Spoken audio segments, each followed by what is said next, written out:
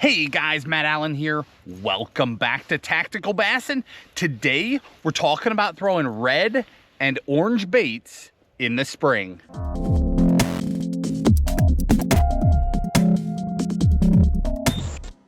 Like clockwork, every spring, anglers around the country start catching a lot of fish on red baits. That can be red crankbaits, it can be chatterbaits, spinnerbaits, you name it. Throwing that lipless. Something happens, and it seems to happen when water temperatures are creeping into the 50s. As that water warms up, bass start making their moves towards spring. Now, it's the early spring transition, but that doesn't matter. The bass are making moves, and they start feeding more aggressively. As that happens, this phenomenon happens around the country where above average fish and a lot of fish start getting caught on red and orange baits. Now, why does that happen? How does it happen? How can you take advantage of it? Those are all important questions. A lot of people will say that this has to do with crawfish in the springtime, right? You know, bass before the spawn need crawfish in their diet. We've heard it all, and there's probably some truth to a lot of that. But there's parts of the country, like in the South, there's a lot of crawfish. In the West, there's a lot of crawfish that are, I'm talking crawfish that are bright red in the spring. But there's a lot of places in the country that don't have red crawfish in the spring, and this happens there too. So there's more to it than that. But here's what you need to know. In the spring, there is a period, once bass start pushing shallow, all the way up to before the spawn, where they get really serious about eating baits that have a lot of red or a lot of orange in them.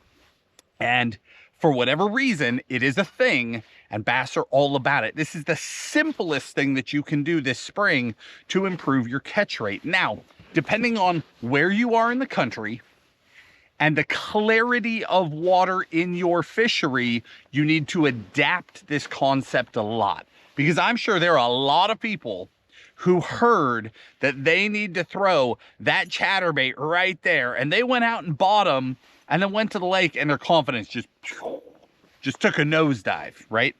I'm going to show you how to adapt that so that it doesn't take a nosedive. So you go out there with confidence. Same with the rest of these baits. There's essentially 5 or 6 categories of bait where I really use this to my advantage. And we've been doing this for a long time. I've had clients through the years catch giant bass doing this. I've caught a pile of giants doing this. And you also catch really good numbers. Now, the crankbait is the #1 place where you see people do this.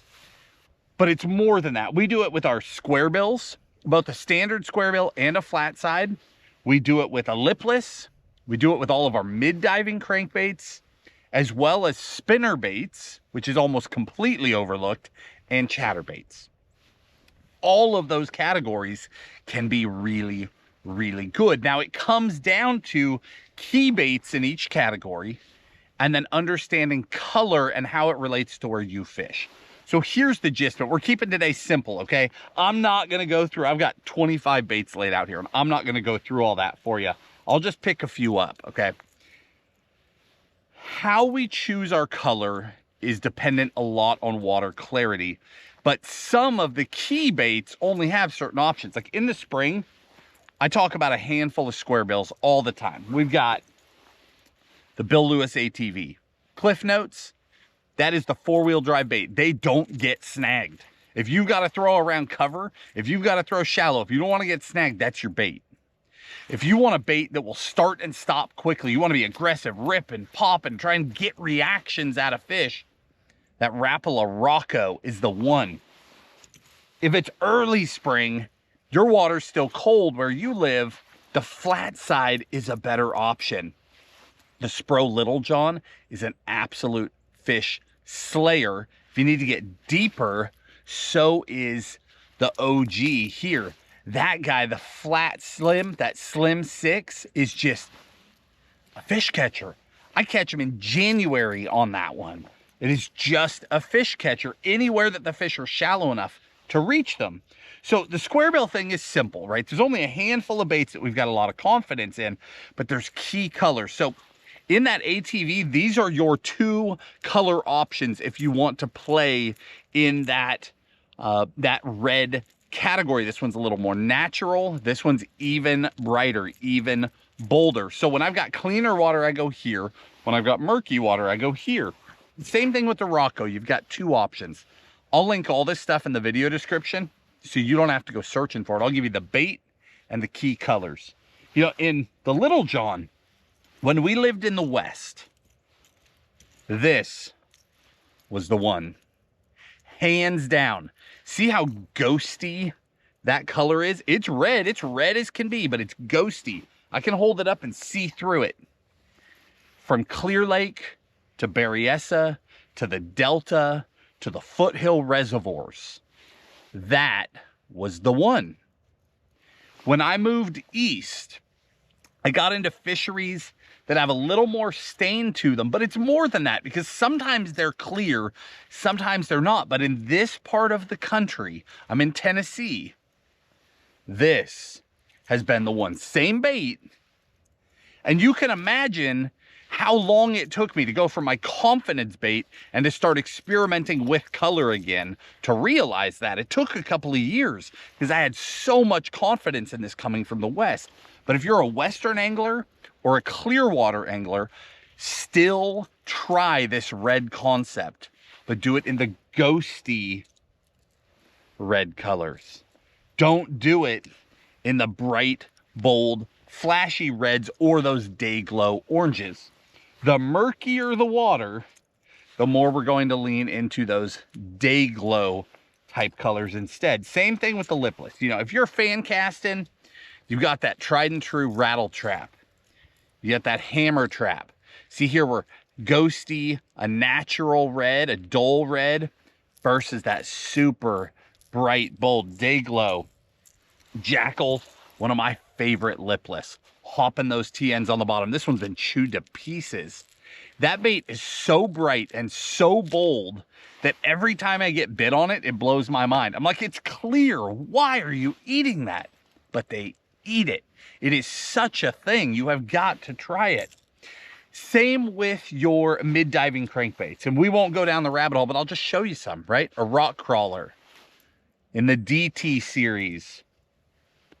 The Z series from Mega Bass, the Deep X 300, the Tactical DD. You have so many shades and variations to choose from. But again, my entire concept comes down to this. The cleaner and clearer the water, the more I focus in on those ghosty, see-through reds. The darker, the more stained that water is, the more I focus on those brighter, bolder, day glow orange type colors. Bass are aggressive in spring. I'm cheating here, by the way. I got a pocket full of hand warmers. It's cold today. Bass are aggressive in spring. They move up in droves when it's time to move up. They are often schooling. They come in waves into the shallows on some fisheries. Some fisheries, they've stayed shallow and they're spread out. But on other fisheries, they have to vacate the shallows in the winter. And when they come back, they come in mass. Those fish, when they come in, they're aggressive and they're competitive. They haven't seen baits for a while. So they're more naive. They're a little dumber than they were back in summer. They're willing to take a chance on something, and there's competition. And competition is key. Those fish are coming into the shallows. They're hungry, there's food there, and they're trying to get it first. And that competitive nature gives you a huge advantage. And I actually think that that is a lot of what this red thing is about. I think it's more than just the red thing. I think it's visibility. Because another one of my all-time favorite springtime colors is chartreuse. And we don't talk a lot about that one. But a couple years ago, early season, I caught an 11-pounder on a chartreuse jackhammer, a chartreuse chatterbait with a chartreuse spunk shad on the back of it. What's the deal with that? Well, I really believe that when fish haven't been super pressured coming through the winter, and then they go shallow and there's competition to eat, that it's a race to get to the food first. I really believe that. And I think the bolder colors, whether that's the red, the orange, the chartreuse, I think they can see those colors further out and they race for them. Now, the clearer the water, the less likely they are to eat something just completely obnoxious, right? And that's why we go to those softer tones. But the concept is still the same. I think it is competition driven by hungry fish that are trying to get to a meal first. And the brighter meal is seen first. I think we catch big fish on them simply because giant fish are mixed up in these schools of fish as they're coming in, and they get caught up in that feeding mentality. I really think that's what it is. Now, let's talk spinnerbaits and chatterbaits. Spinnerbaits are almost completely overlooked. Almost no one throws the red and the orange spinnerbaits, and they are fish catching baits. Both of these will crack them, but again, here we're way more natural. See those dipped red blades versus those dipped day glow orange blades. Totally different. Just more subtle here than we are here. It comes down to that water clarity, and then we can get much more subtle too. I throw double willow blades on 99% of my spinnerbaits. The one exception is in the springtime. As bass are pushing, and I never even know when it's happening. I just try it periodically. But if I get a good stain in the water, if a storm blows through, we get some mud into the lake, I'll switch over to that Indiana with the orange kicker blade. I've got a lot of confidence in that. It's a short window. It's when that water's in the 50s up to the low 60s when I see mud come into the lake. And even at that, it doesn't always work. But when it works, it seems like I catch some really big ones doing it. It's not a lot of bites. It's just the right bites. I think it has more drawing power. The vibration is bigger. The fish are pulled from farther. Then when they get in there, they see that bait, they hone in on that orange, and they just eat that thing. And it's a lot of good fish. Now, back to the chatterbait. The fire craw jackhammer was and is such a phenomenon that sometimes in the spring you can't get them for months. They're just completely sold out. Now, I have wrecked shop with this color right here. With this trailer right here, this spunk shad on the back of it. I have wrecked fish. But when I go out there and I'm not getting bit, my confidence crashes so fast. It's just so bright. It's so bold. And I get that. I know that some of you have faced that too. You're like, yeah, jackhammer, jackhammer. You've seen it on TV. You've heard about it at the boat ramp. And then you get one and you're like, I don't know about that. My water's not that murky. It can work in the cleanest water. It can work in filthy water. But I definitely do the best in muddy water. But I'm going to show you a trick here. We take this same chatterbait. We take this trailer off, okay? I'm going to show you some options. This chatterbait paired up to different trailers does different things. Let's look at the spunk shad real quick. So Hog Farmer makes the spunk shad. See that bait in there? They call it blowtorch, right? Yeah, blowtorch. 5.5 blowtorch that's my jam. I love that thing when it's muddy. Missile Baits has licensed the spunk shad from Hog Farmer. They have lava craw. Blowtorch is more orange. Lava craw is a mix of the bright orange with the bright red. Switch over to Big Bite. We've got the flamethrower. Just bold as bold can be. Okay, we got the bold thing covered. But if you don't have that, if you're not feeling it, if you're out there and you haven't been bit, what do? Here's two more. We can soften it. Big Bite, they've got this color called Red Ghost. Imagine that. Let's pull one out. Remember what we were just saying about the crankbaits? Check this color out. It's like a dark cherry, but it is red. You throw that on there, and that softens that vibe up so much. Check this out. Completely changes the look and feel of that flamethrower, or of that jackhammer. Look at that. So much softer, right? And we can go a step further. Forget that. We're throwing that one. It's not happening either. And look how drastic that change was in that trailer. That's not happening either. Let's go back to the spunk shed. Straight green pumpkin. Green pumpkin is one of the most natural colors in bass fishing. It is one of the most, if not the most proven fish catching color, period. Your chatterbait and your trailer don't have to match.